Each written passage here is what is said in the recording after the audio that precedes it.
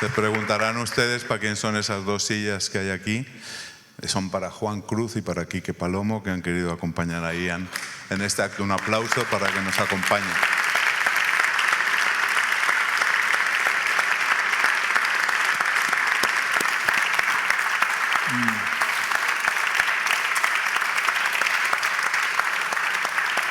Queridos amigos, ay, Juan Cruz, ¿qué habría hecho sin ti? Nos conocimos hace décadas. Te tenía que saludar. Y tú también, Quique. Y este señor, que también. Aunque Juan fue el primero. Esto fue en Londres hace ya, Dios mío, 1000 años. 1000 años. Cuando yo recuerdo que mi primer libro se publicó en París el año 71. 71. Ya son añitos, ¿no? 54 añitos. Apenas puedo creerlo. Ya. Bueno. Y claro, todo lo que ha pasado desde entonces con Lorca y con Dalí, con miles y miles de personas que yo he conocido en Cuba, en Argentina, en Estados Unidos, alrededor de esta bendita península, buscando huellas, buscando documentos. Parecen siglos. Esa declaración que has hecho de Península Ibérica, pues la has hecho en el lugar adecuado y en el año adecuado, porque este año Portugal es el país invitado. Es decir, Sí, que sí. este se ha convertido en un gran festival ibérico. Sí, sí. Y bueno, están aquí Juan y Quique, porque bueno, Juan, pues desde los años 70, como dice Ian, son sus amigos. Son amigos, son cómplices, ha sido su editor, le ha acompañado en el camino en muchísimas ocasiones, es mi maestro. Y Quique, en la última etapa de Ian, ha tenido, bueno, pues la suerte de colaborar con él para hacer de sus historias unos cuantos cómics sobre Lorca, sobre Dalí, Machado. Y entonces, bueno, queríamos que Ian se sintiera bien acompañados por buenos amigos. Hombre, bien acompañado no podría estar mejor acompañado. Y de Quique aprendo mucho. Realmente Hombre. él hace los cómics, porque él, el pobre, se tiene que leer mis mamotretos biográficos, ¿sabes? Y está Carol. Carol está aquí también. Claro Aquí que está Carol, aparte del embajador, mi y mujer. Dominic, su hijo. Sí, sí, están aquí, Sí. claro. Sin ellos estos libros no existirían. Mi hija no pudo venir. Pero, claro, perdonad. Es que, claro, uno está un poco confuso aquí. No. Con tantas luces me olvido, pero sin mi familia no habría podido hacer lo que he hecho, porque abandonamos la isla Inglaterra, ¿sabes? Voy a decir algo sobre esto. Sí. Abandonamos la isla en un Volkswagen camper, ¿sabes? Vendimos una casa que teníamos y nos fuimos a Francia. Estábamos hasta aquí de Inglaterra, de los ingleses un poco en general. Porque a mí me siguen llamando inglés. El otro día en un bar de Lavapiés. Pero ¿cómo se atreven? El inglés. El otro día en un bar de Lavapiés, que es mi barrio, estaba yo leyendo El País tranquilamente y un tío en otra mesa da media vuelta y dice: ¿por qué venís aquí los ingleses a criticar España? Yo le dije: mire, en primer lugar no soy inglés, no lo he sido nunca, ni pienso serlo nunca. Y en segundo lugar, yo no sé si usted sabe quién, como yo, no creo que no, me reconoció como estudioso, periodista, ¿no? Yo no vengo aquí en plan de criticar, vengo en plan de estudiar, de conocer la verdad de ciertos asuntos, nada más. Yo no vengo aquí a criticar. Todos los países tienen sus virtudes y sus fallos, pero en fin, hay todo eso. En general no me pasa. ¿Y de qué España eres tú? Yo soy de la España progre. Yo soy de la España... Yo soy de la España de la Institución Libre de Enseñanza. Otro aplauso. Yo soy español de la Residencia de Estudiantes. Otro aplauso. Yo soy español de la Escuela de Traductores de Toledo del siglo XII, me parece que fue. Otro aplauso. Cuando, Esa es la alineación que nos gusta. donde se traducían textos olvidados griegos al latín y al árabe, y había sabios de distintos orígenes trabajando juntos sobre textos. Esto es la España, el diálogo, la colaboración. Y hay otra cosa que a mí me preocupa mucho, es el tema del catolicismo y el tema del Partido Popular y sus amigos de Vox y tal. Porque yo supongo que estos señores y señoras y señoritas se consideran católicos. Yo que vengo de un país católico sé algo de católicos, como también aquí el embajador. Algo sabemos de la iglesia irlandesa. Cristo hablaba arameo, tengo entendido, yo no soy experto. Yo tampoco. Hablaba arameo, que a veces se me ocurre la tentación de decir que el arameo no lo conoce ni Dios. Pero supongo que Dios sí conoce el arameo. Yo no sé si dijo lo que dicen que dijo, porque lo leímos traducido, pero que lo más importante es amar sobre todo a Dios y segundo, amar a tu prójimo como a ti mismo. Esto es genial. Yo no sé qué dijo, ni cómo lo dijo, pero la idea de si no es amar a tu prójimo como a ti mismo, de respetar a tu prójimo como a ti mismo. Esto es genial. Dijéralo quien lo dijera. Hay un aparato mío sonando. Seguro que es tuyo. Y estos aquí que se niegan a ayudar a la gente a desenterrar a sus muertos, a mí no se están comportando como cristianos, que no tienen derecho a llamarse cristianos. Ellos desenterraron a sus muertos así, con facilidad, en la guerra, ¿no? Los que ganaron la guerra desenterraron a todos sus fusilados, pero los otros no podían ni aproximarse a las fosas ni sabían dónde están. ¿Cómo pueden seguir negándose a colaborar en la recuperación de todos estos cuerpos?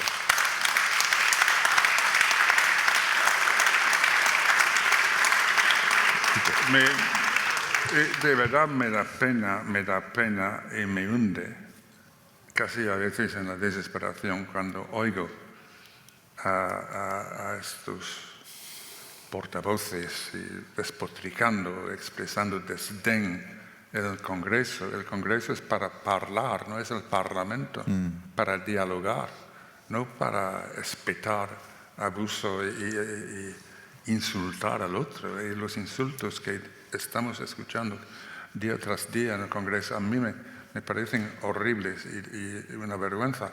Y además tienen buenos sueldos, ¿no? Yeah.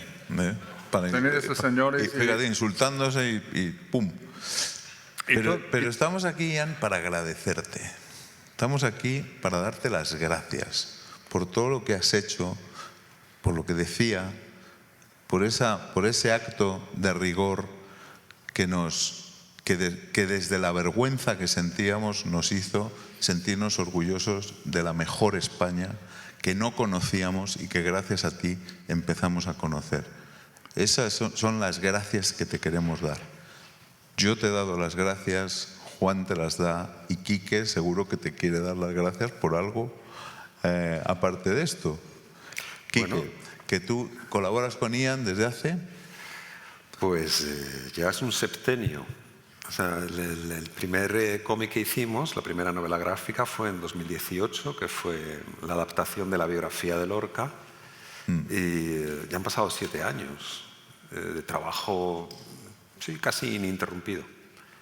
Y por supuesto que yo tengo que agradecer muchísimo la oportunidad de haber trabajado tan cerca de de Ian, del autor de estas biografías, que son verdaderos monumentos, son tesis doctorales cada una de ellas, ¿no? Son muchos años de investigación y por eso nos ha podido ofrecer, nos ha descubierto y nos ofrece entonces un conocimiento sobre estos poetas y dramaturgos, artistas, autores, gente de la cultura que tenemos que agradecer todos, y en particular yo, que como dice ella, me he leído cada libro 3 o 4 veces para poder hacer los cómics, y no solo lo he leído, he quedado con él, nos hemos encontrado regularmente para hacer estas adaptaciones, y esto para mí ha sido una oportunidad personal pues enorme.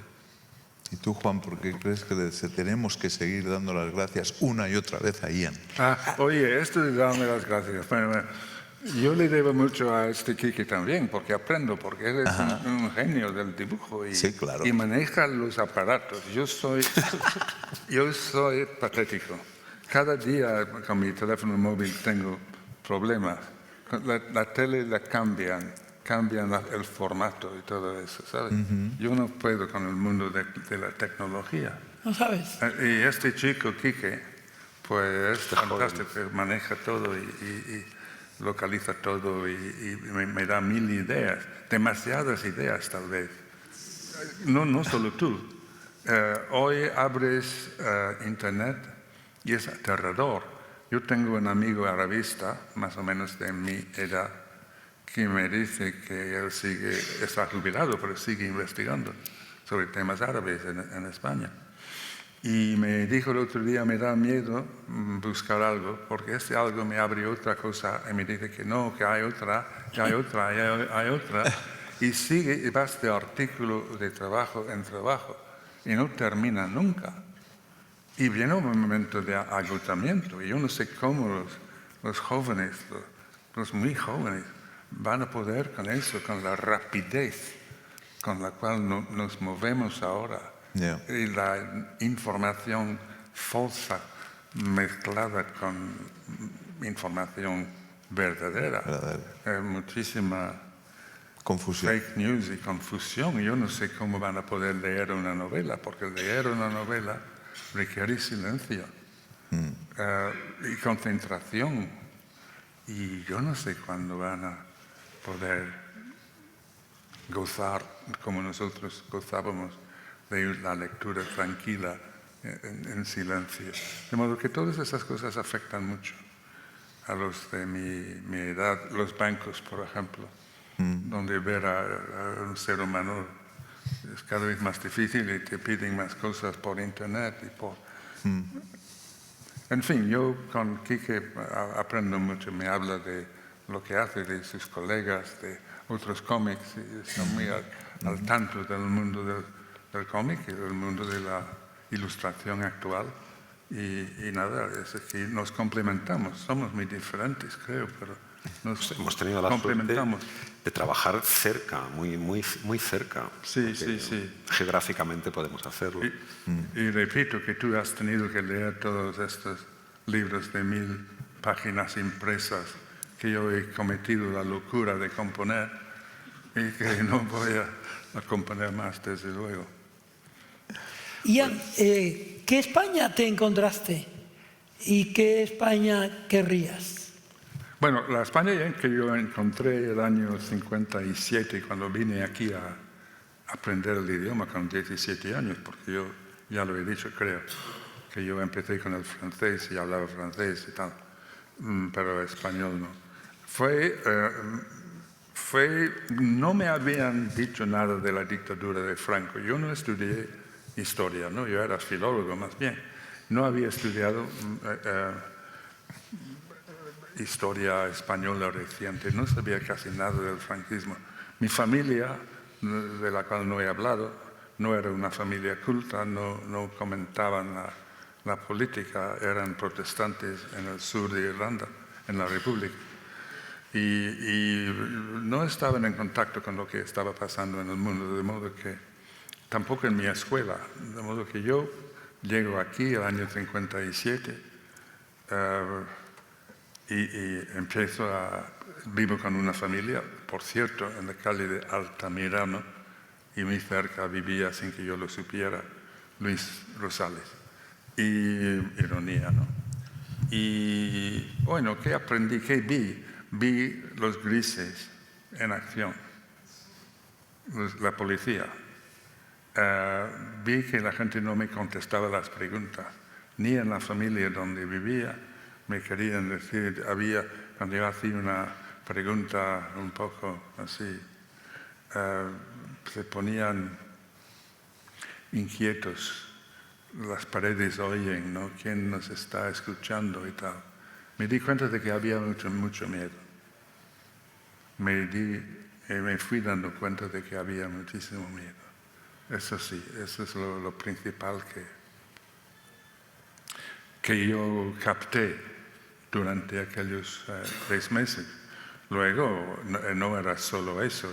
Hicimos visitas a Segovia, conocí allí la casa donde vivía Antonio Machado, empecé a leer a Antonio Machado, y eso sí que iba a ser una influencia permanente, el paisaje de Castilla. Maravilloso.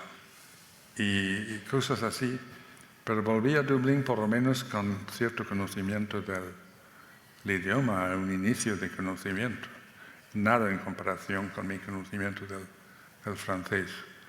Y luego pasaron cosas.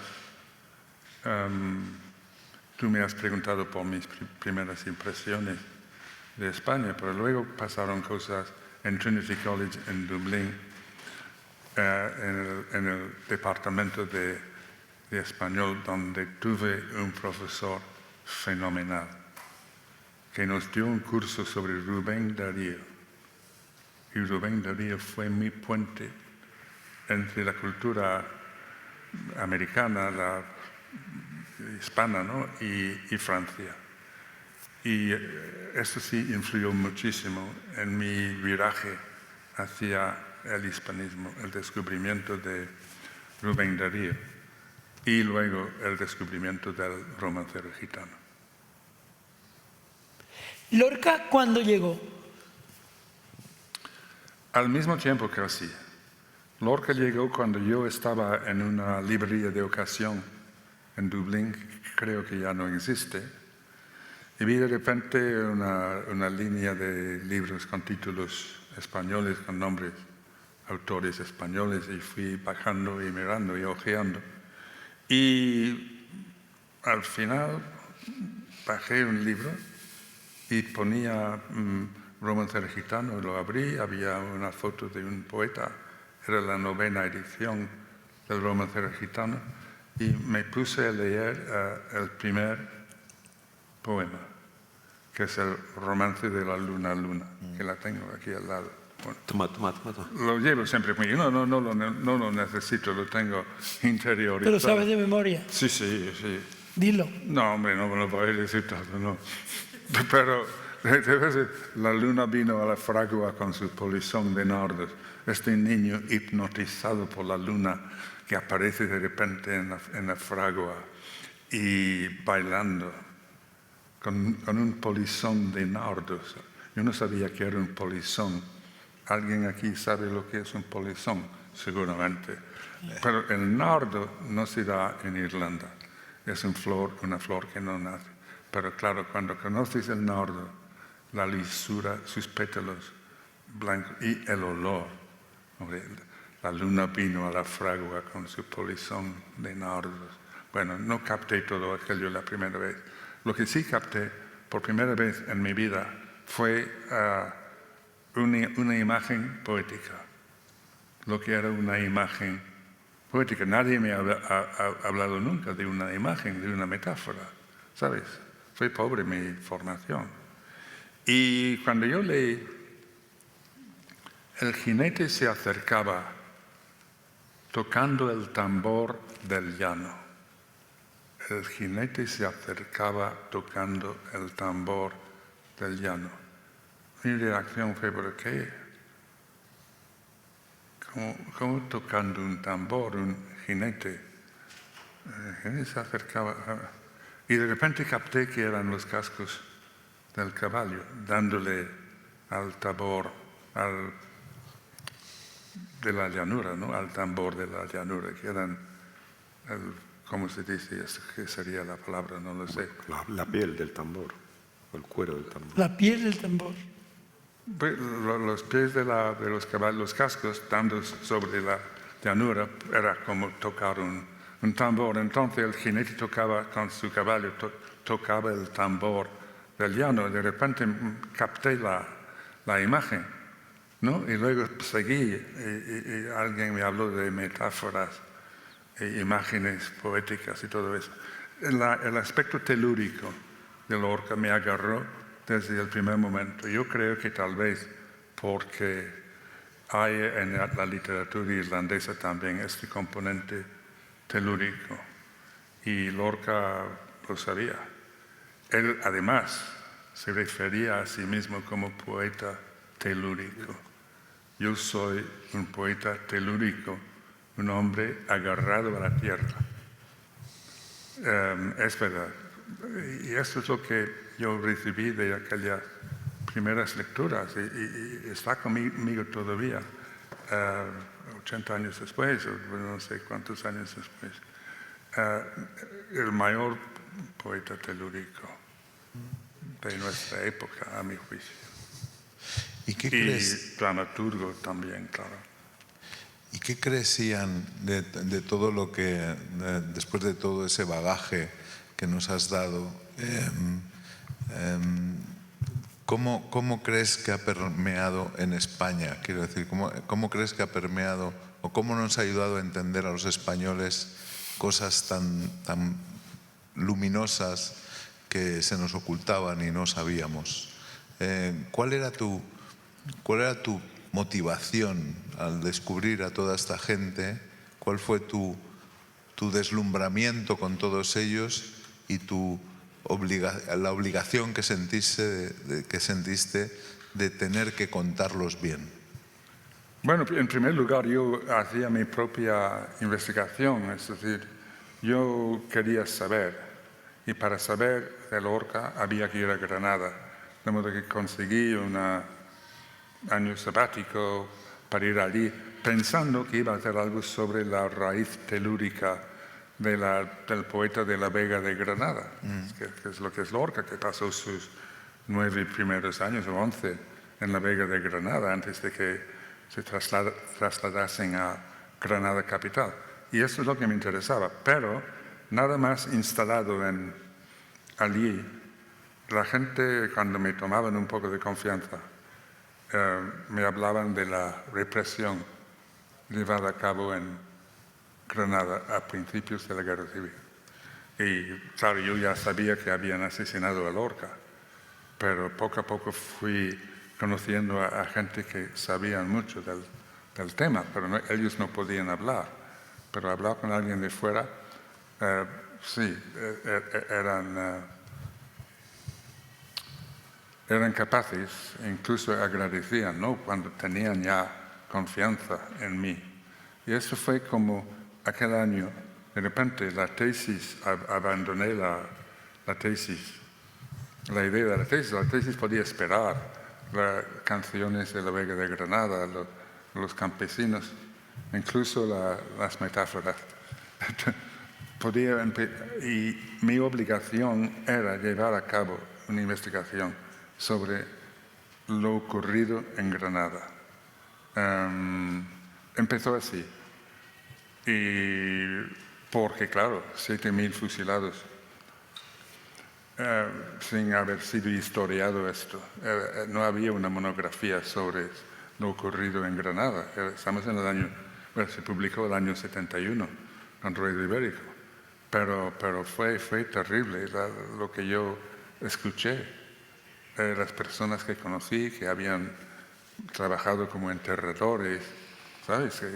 Esas versiones, y luego mi pequeño grabador que compré en Gibraltar, que era muy pequeña entonces, pero era de ese tamaño, había que llevarlo oculto en una especie de bolsa, ¿no?, para que no te pillasen, pero para tener grabaciones de las declaraciones de falangistas y tal, para tener la constancia. Pero fueron 9 meses intensísimos, intensísimos y muchas noches no había teléfonos móviles y yo estaba con los hermanos Rosales y con sus amigos en bares, porque ellos eran muy noctámbulos y muy de bares y de señoritas de bares y todo eso, ¿sabes? Y mi mujer no sabía dónde estaba y no había manera de comunicarme con mi mujer, de modo que si alguien me había asestado un golpe en la cabeza o algo así, habría sido muy difícil. Yo nunca tuve ningún problema con la policía, pero claro, había gente que se enteró de lo que yo hacía y era peligroso todavía. Ya. Fuiste un poco inconsciente. Sí, no, yo no tuve grandes problemas allí, tengo que decir, durante aquel año, pero fui con mucha cautela. Tenía un coche y podía salir y nadie sabía quién era. Tenía tarjetas de visita falsas, por si acaso, ¿no? Y cosas así, que era catedrático de no sé qué en Francia, por si acaso tropezara con... Era peligroso porque a lo mejor tropezabas con un guardia civil que hablaba francés perfectamente en el caso. No lo sé, pero tomaba mis precauciones y sobre todo había que proteger a la gente con quien hablaba. Era un problema también, claro. Para ellos mucho más grave que para mí. En fin, esto fue un año, luego tuve que volver varias veces y finalmente salió el libro. Ahora, yo hice el libro motivado por mi necesidad de saber qué había pasado con Lorca en Granada. Pero claro, estamos hablando del asesinato de García Lorca. Sí, sí. Ese es tu primer libro sobre el asunto. Sí. Antes de la biografía, para que nos situemos bien. Sí, pero también era muy consciente de que lo que iba a publicar. Claro, Ruedo Ibérico, que publicó el libro, fue la gran editorial del exilio. En Francia. En Francia. Y realmente les debemos muchísimo. Y a su director, José Martínez, y al americano Herbert Southworth, el que hizo el mito de la cruzada de Franco, que era un millonario de izquierdas. Y ayudaba a Ruedo Ibérico a publicar, y él les animó a publicar mi libro. Le debo mucho a Herbert Southworth también. Y bueno, el libro se prohibió enseguida aquí, pero cruzó la frontera masivamente. Había toda una serie de conductos casi subterráneos para que los libros llegasen a España, donde se podían comprar bajo cuerda, el riesgo del librero, obviamente. Y esto es como fue mi primer libro. Pero yo, claro, siempre pensaba en escribir el libro para los españoles también, para explicar algo que aquí no se podía explicar. Claro. Y tuvo este efecto. Efectivamente, además, cuando le dieron el premio de Niza, esto fue el año 71, y el año 72 le dieron el premio internacional de la presse en Nice, en la feria de Niza. Y claro, le dio una publicidad tremenda y salió en 14 idiomas a lo largo de los siguientes años y se comentó mucho en España. E incluso José María Pemán, que no exactamente santo de mi devoción personal, escribió en ABC que se había equivocado, que él creía que Lorca había sido asesinado en la calle, pero no sabía que era una ejecución. Lo dijo en ABC, eso tuvo un peso tremendo, ¿no? De modo que fue el inicio del reconocimiento de que Lorca fue asesinado y fusilado. Esto me hace pensar en Feijóo, o yo le llamo Feixó. Feijoada, ¿sabes? Es haba en gallego, ¿no? Haba es... Feijoada. Feijoada, sí. Él es como una feijoada, ¿no? Con habas un poco blanda. Este hombre dijo, cuando exhumaron a Queipo de Llano, que fue el mayor asesino de andaluces de toda la historia, que él era de Tordesillas. Y que estaba enterrado en la Macarena. Claro, él era capitán general de Andalucía, ¿no? Y bueno, el otro día cuando le exhumaron, le preguntaron a Feijóo, porque la J no es un sonido galego, qué le parecía la exhumación de Queipo de Llano. Dijo, yo soy a favor de dejar en paz a los políticos muertos. Y me llamó la atención, políticos muertos. Queipo de Llano, asesino mayor, político, dejarle en paz porque es un político muerto. Esto me dio la talla del Nivelazo. señor. Nivelazo. Nivelazo. Juan quiere preguntar algo. Sí, me gustaría, tú has sido un hombre que ha visitado toda España Bueno, y también su historia. ¿Qué momentos de España, de los que has conocido tú, de los que has sabido, te han hecho llorar? la caída de Granada es algo que a mí me ha impresionado siempre. Y el fake news asociado, ¿no? Y eso también tiene que ver con Lorca, porque Granada después se convirtió en una ciudad de alma ausente, porque allí había, hombre, no digo convivencia perfecta todos los días, pero había judíos, musulmanes y cristianos viviendo juntos. Y tenía, he leído, casi 500.000 de habitantes y industrias pujantes. Y una mezcla de culturas, idiomas. Y la toma de Granada, que cantaba Carlos Cano con tanto humor e ironía, la toma de Granada. Bueno, las capitulaciones se traicionaron enseguida, no se mantuvieron las promesas de permitir a los musulmanes seguir, y luego empezaron las conversiones forzosas y todo lo que vino después. Para mí es el momento más triste.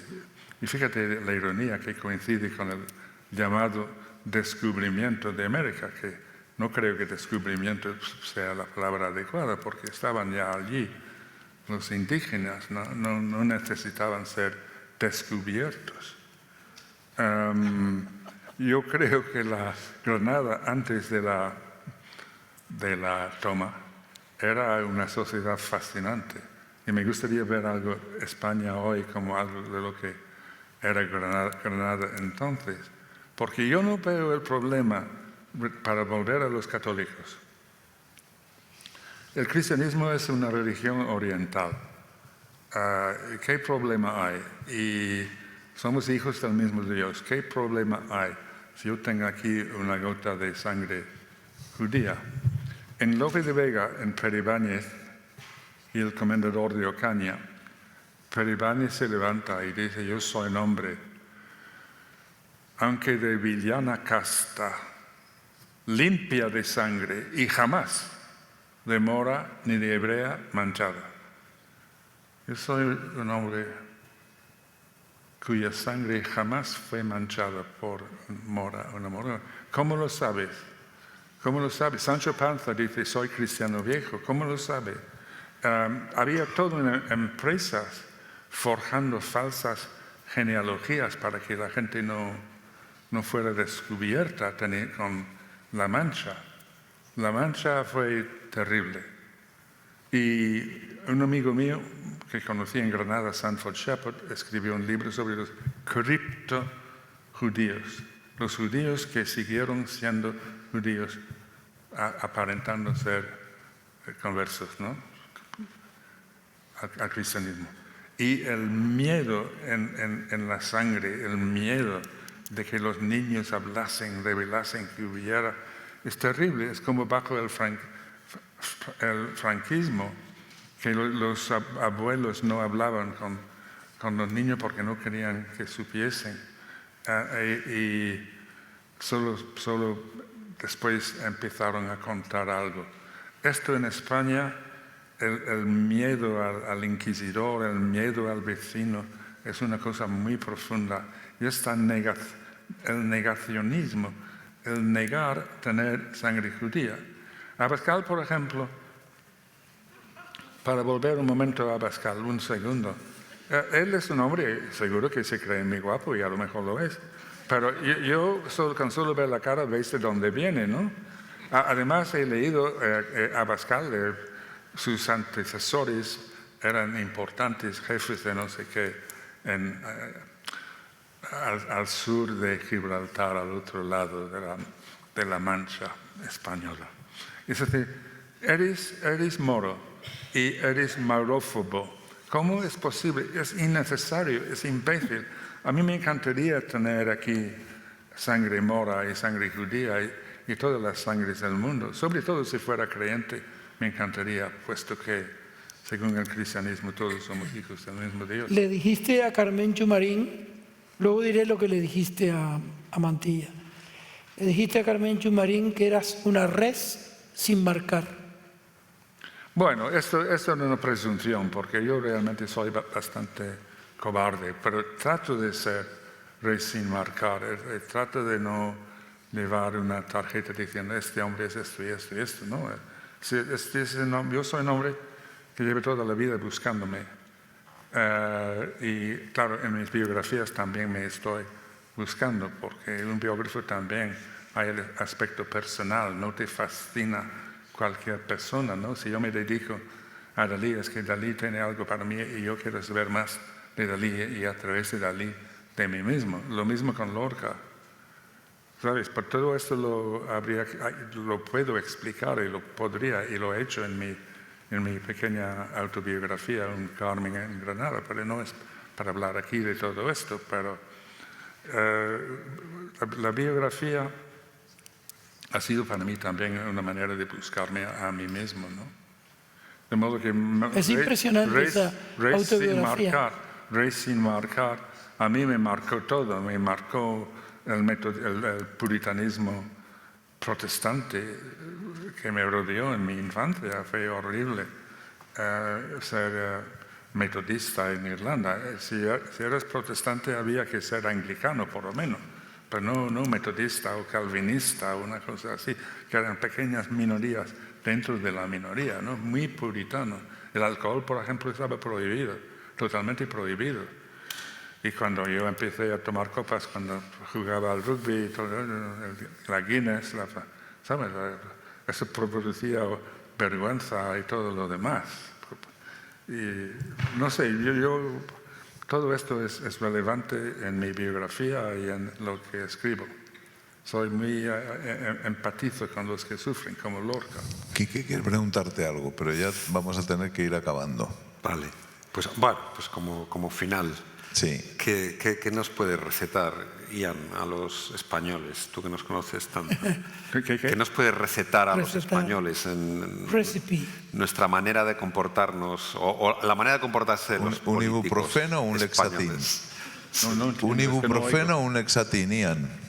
Un remedio para lo español. Para el español. Un remedio para el español. Bueno, Antonio Machado consideraba que los españoles hablaban demasiado alto y recomendó diálogo. Y recomendó que para dialogar, preguntar primero y luego escuchar. Es Antonio Machado. Y a veces pienso esto, que los españoles tienen una vitalidad desbordante y desborda a veces, y no con infrecuencia. Y el ruido que se genera en bares y terrazas es realmente espantoso, ¿no? Yo no sé si los españoles se dan cuenta de cuánto ruido hacen, pero he leído que solo en Japón el ruido es superior, pero suele ser el ruido de máquinas, no de voces humanas. Pero es un aspecto que yo quisiera más diálogo, más escuchar y más intercambio tranquilo. En el Congreso, por ejemplo, ¿por qué no puede haber un diálogo? Discrepas del otro, pero no hace falta insultar. Se puede llegar a soluciones de compromiso, se puede, no sé, hay una manera de modo que eso es lo que yo pediría, ¿no?